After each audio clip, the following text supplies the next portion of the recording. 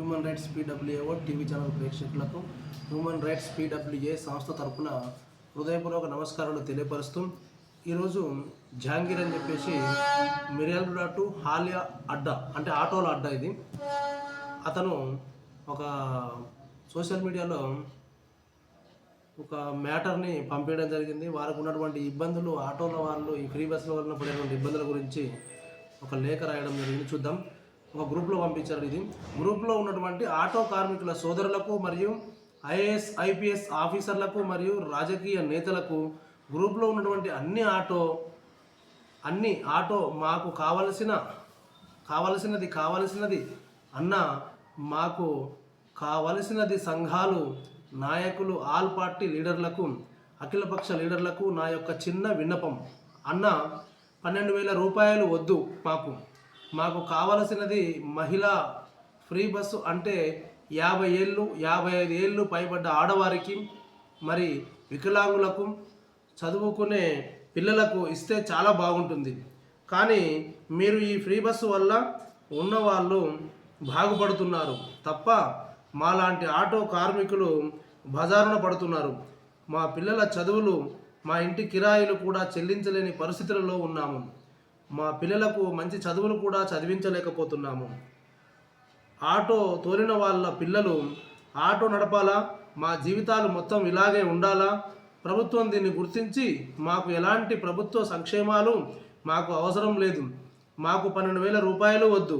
మాకు ఎలాంటి కూడా గవర్నమెంట్ నుంచి మాకు ఏది కూడా వద్దు. మాది ఒకటే విన్నపం, ఫ్రీ బస్సు అనేది తీసివేసి మా ఆటో కార్మిక రంగానికి కాపాడవలసిందిగా ప్రభుత్వానికి మరియు ప్రతిపక్ష నేతలకు, ఉన్నటువంటి లీడర్లకు మేము విన్నవించుకుంటున్నాము. మేము ఆటో కార్మికులం, ఒకటే కులం, మొత్తం ఒకటే జాతి మాది. కావున పెద్దలు అందరూ ఈ గ్రూపులో చాలా ప్రముఖులు ఉన్నారు. కావున మాది ఒకటే విన్నపం. అందరి తరపున ఒక 500 మంది తరపున విన్నపం చేస్తున్నాం. ఫ్రీ బస్ అనేది చాలా ఇబ్బంది కలుగుతున్నది. ఒక చోట 20 మంది మహిళలు ఉన్నా కూడా ఎక్కడం లేదు. చాలా బాధతోటి మెసేజ్ చేస్తున్నాము. మీ అందరూ కలిసి కావున గ్రూప్లో ఉన్న పెద్దలందరికీ ఒకటే విన్నపం. ఉన్న ప్రభుత్వానికి మన అందరి తరపున ఒకటే విన్నపం చేయండి. అందరికీ వర్తించకుండా ఒక పద్ధతి ప్రకారం పెడితే మేము కూడా దాంట్లో భాగస్వాములు.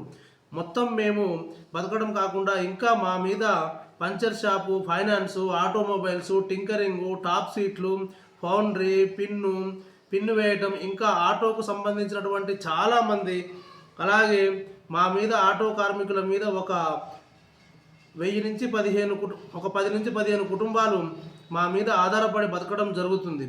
మాతో పాటు ఒక్క ఆటో కార్మికులతో పాటు 15 కుటుంబాల మీద ఆధారపడి ఉన్నాయి.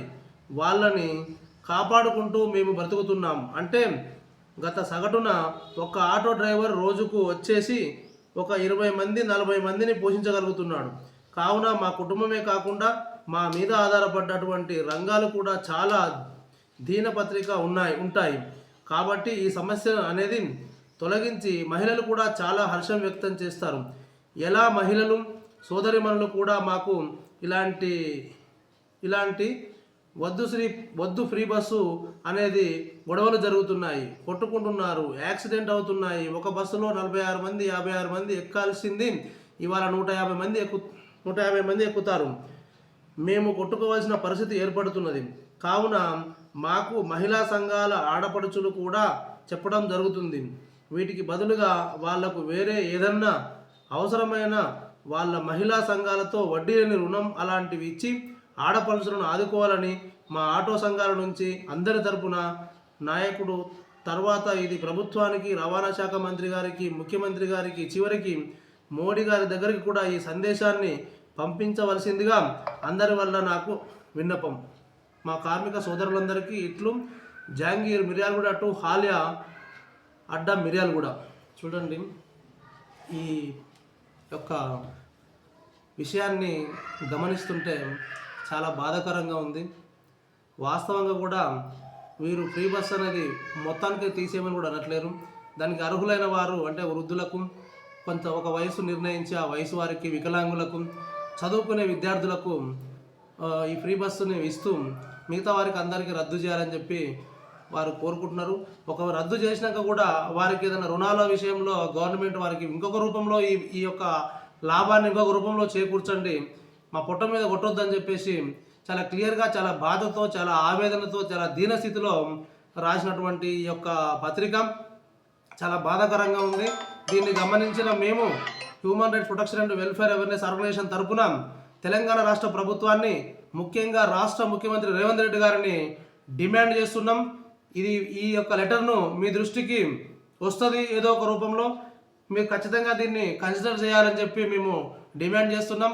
ఈ యొక్క ఆటోలలో పడుతున్నటువంటి బాధలను మీరు గమనించాలి. లేదంటే ఇక రాను ముందు వాళ్ళు ఆత్మహత్యలు చేసుకునే పరిస్థితులు వస్తాయి.